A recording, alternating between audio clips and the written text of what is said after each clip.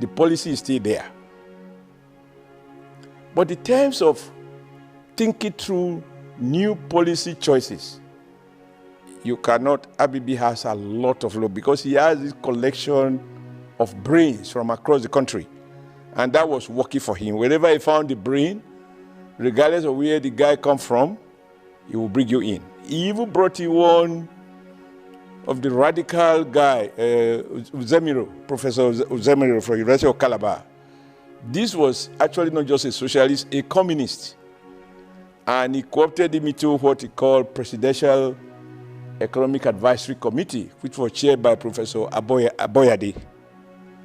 So when we go for that, we have a meeting with the committee to present Labour's perspective on economic and social policy choices. You will find a communist there, or a socialist, of